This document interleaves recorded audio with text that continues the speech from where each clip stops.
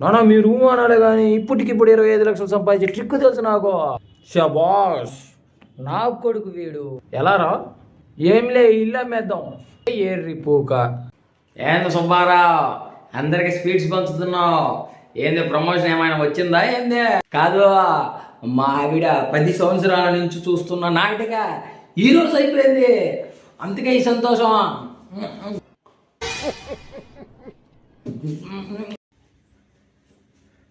అరే పిల్లలు, మిమ్మల్ని సైంటిస్ట్ పేర్లు చదువుకొని రమ్మని చెప్పాను, చదువుకొని వచ్చారా పిల్లలు? అరే గోపి, నువ్వు లేచి ఒక సైంటిస్ట్ పేరు చెప్పురా.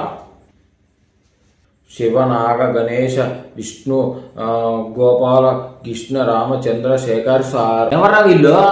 సరేగా నీకు ఒక సైంటిస్ట్ పేరు చెప్పు నువ్వు.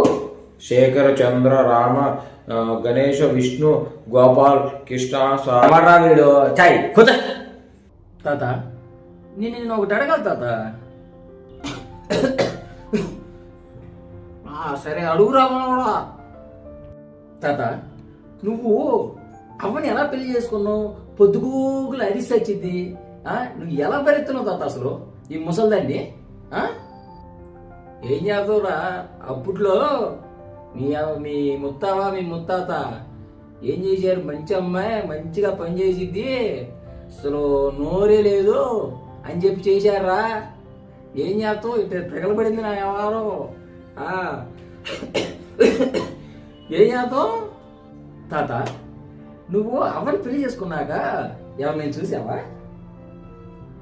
అప్పుడులో గోడ దూకామన్నారు. అయితే వాళ్ళ ఆయన నా వెనక పట్టురా, లింగి పైకి పెట్టి ఉడుకుడే ఉరుకుడు రామనోడా. అమ్మో, ఆ గోడలు తోకలేక కింద పడి పైన పడి మౌలు పోయా. తాతో, నేను కూడా గోళ తోటి నేర్చుకోవాలి తాతో. ఎందుకంటే రేపు వరకొద్దు నీ కూడా గోళ తోకొద్దు రేపు పొద్దున.